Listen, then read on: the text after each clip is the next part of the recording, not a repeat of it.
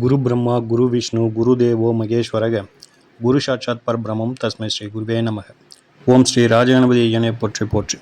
ஓம் ஸ்ரீ லோபாமுத்தரை சமேத ஸ்ரீ அகத்தியரையா போற்றி போற்றி. அனைவருக்கும் வணக்கம். குரு அருள் ஆஸ்ட்ரோமுத்து உங்களோடு. இன்று நாம் பார்க்க இருப்பது பஞ்சமகா புருஷ யோகம் அப்படிங்கிற வரிசையில் குரு பகவானால் ஜாதகருக்கு கிடைக்கப்பெறும் ஹம்ச யோகம் அப்படிங்கிற யோகத்தை பற்றி தான் பார்க்க இருக்கின்றோம். இந்த ஹம்ச யோகம் அப்படிங்கிறது ஜாதகருக்கு என்ன ஒரு பலன்களை கொடுக்குது அப்படின்னாக்கா, நல்ல ஒரு செல்வம். குரு அப்படிங்கிறவர் செல்வத்துக்கான காரக கிரகம். அதனால் ஜாதகருக்கு நல்ல செல்வம் செல்வாக்கு அப்படிங்கிறது லைஃப்பில் கிடைக்கிது. 9ஆம் அதிபதியாக திகழ்கின்றார். அதனால் நல்ல ஒரு ஆன்மீக சிந்தனை, தான தர்ம சிந்தனைகள் அப்படிங்கிறதுலாம் ஜாதகர் இடத்துல இருக்குது.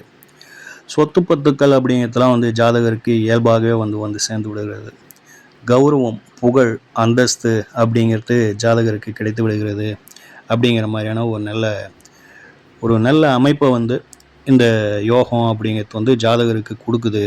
அப்படிங்கிற மாதிரி இது ஒரு நல்ல ஆண் கிரகம் அப்படிங்கிறதுனால இவங்களை பொறுத்தவரையிலும் அரசியல், அரசாங்கம், மருத்துவம், உயர் பதவி போன்ற விஷயங்களில் ஒரு நல்ல நிலைமைக்கும் தலைமை பொறுப்புக்கும் வருவதற்கான அமைப்புகள் இந்த யோகங்கள் கொடுக்குது. அப்படிங்கிறதுல மாற்று கருத்து இல்லை. இந்த அமைப்பை பொறுத்தவரையிலும் குரு பகவான் அப்படிங்கிறவரை பொறுத்தவரையிலும் ஒரு நல்ல நிலையில் இருந்து லக்னத்தின் 5, 9 இவங்களோட இந்த யோகம் பெற்றிருக்கும் இந்த நிலையில் சேர்ந்தாங்க அப்படின்னாக்கா, தொடர்பு வந்தது அப்படின்னாக்கா, நல்ல நம்ம ஏற்கனவே சொன்ன மாதிரி தான். அதாவது நல்ல உயர் பதவிகளை நல்லா வாரி வழங்குது. அந்த உயர் பதவியின் மூலம் நல்ல ஒரு செல்வாக்க கொடுக்குது. ஒரு தலைமை பொறுப்புகளை கொடுக்குது. அப்படிங்கிறதுல மாற்று கருத்து இல்லை. அதுலேயும் குறிப்பாக அரசாங்கம், அரசியல், மருத்துவம் இது போன்ற துறைகளில் உயர் பதவியில் இருக்கிறவங்க ஜாதகங்கள்லாம் பார்த்திங்கன்னா இந்த ஹம்ச யோகம் அப்படிங்கிறது செயல்பாட்டுக்கு வந்திருக்கும். அப்படிங்கிற மாதிரியான ஒரு நிலைப்பாடு. சரிங்களா? இப்போது இந்த ஹம்ச யோகத்தை நம்ம என்ன மாதிரியான ஒரு நிலைப்பாட்டில் இருந்ததுன்னா இது ஹம்ச யோகமாக ஆகுது அப்படின்னாக்கா, ஒரு மேஷ லக்னம்னு வச்சுங்க, உதாரணத்துக்கு வச்சுக்குவோம். மேஷ லக்னமாகி குரு பகவான் அப்படிங்கிறவர் 4ஆம் இடத்துல இருக்கின்ற பொழுது உச்சம் பெறுவார். பாக்யாதிபதி 4ல் உச்சம் அப்படிங்கிற மாதிரி, ஒரு திரிகோணாதிபதி ஒரு கேந்திரத்தில் உச்சம் பெறுகிறார். அப்படிங்கிற மாதிரி இது ஒரு சிறந்த அமைப்புங்க. இது ஒரு நல்ல சொத்து பத்து, கல்வி அப்படிங்கிறதுலாம் நம்ம ஏற்கனவே சொன்ன மாதிரியான ஒரு நிலைப்பாட்டை கொடுத்து ஜாதகரை ஒரு உயர்நிலைக்கு கொண்டு போயிட்டு வச்சு அழகு பார்க்குது. அப்படிங்கிறதுல மாற்று கருத்து இல்லை. இது கூடவே 4ஆம் அதிபதி அங்கே ஆட்சியாக இருக்கிறத வச்சுங்க, இன்னும் கூடுதல் சிறப்பு. அப்படிங்கிற மாதிரி ஏன் அப்படின்னாக்கா, ஒரு கேந்திராதிபதியும் ஒரு கோணாதிபதியும் சேர்ந்து அதில் ஒரு கிரகம் ஆட்சி, ஒரு கிரகம் உச்சம் அப்படிங்கிற ஒரு நிலையை எட்டிடும். இதே கிரக கூட்டு தனுசில் ஏற்படுதுன்னு வச்சுக்கிங்க, 4ஆம் அதிபதி 9க்கு வராரு, 9ஆம் அதிபதி ஆட்சி மற்றும் மூல திரிகோண பலம் அப்படிங்கிற ஒரு நிலைப்பாட்டை ஏற்றிடுவார்.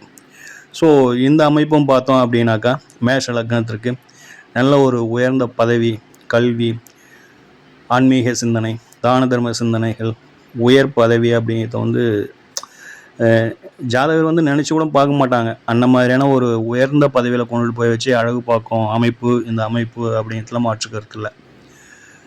உதாரணமாக இந்த யோகத்தை நீங்கள் ஒரு உதாரண ஜாதகத்தோடு பார்த்து புரிஞ்சிக்கணும் அப்படின்னு ஆசைப்பட்டீங்க அப்படின்னாக்கா, மறைந்த முன்னாள் முதல்வர், தமிழக முன்னாள் முதல்வரான திருமதி செல்வி ஜெயலலிதா அம்மையாரின் ஜாதகம் உங்களுக்கு கிடைச்சிது அப்படின்னாக்கா, அதை எடுத்து ஆய்வு செஞ்சு பாருங்கள்.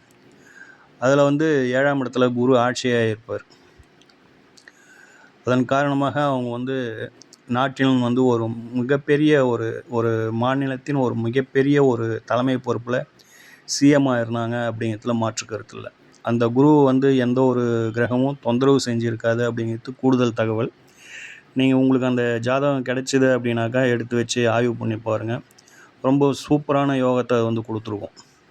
அந்த குரு அவ்வளோ ஒரு அற்புதமான ஒரு தலைமை பொறுப்பை கொடுத்தது, நல்ல சொத்து சுகங்களை கொடுத்தது, நல்ல கல்வியை கொடுத்தது, நல்ல பெயரை கொடுத்தது, நல்ல புகழை கொடுத்தது.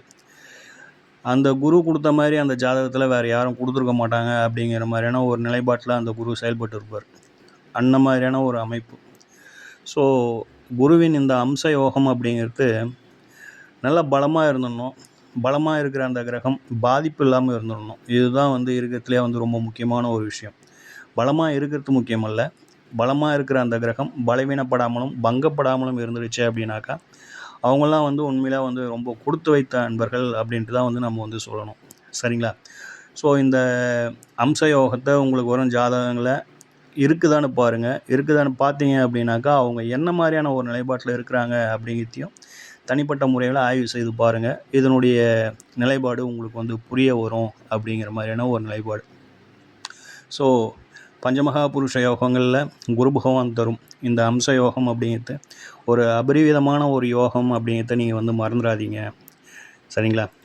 ஓம் ஸ்ரீ ராஜகணபதி ஐயா அவர்களின் அருளோடும், ஓம் ஸ்ரீ லோபாமுத்திரை சமேத ஸ்ரீ அகத்திர ஐயா அவர்களின் ஆசியோடும் அனைவருக்கும் வாழ்வில் நலமும் வளமும் கிடைக்கப்பெற்று ஆனந்தமும் மகிழ்ச்சியும் என்றென்றும் நிலைத்திருக்கட்டும். வாழ்க வளமுடன், வாழ்க பல்லாண்டு. நன்றிகள், வணக்கம்.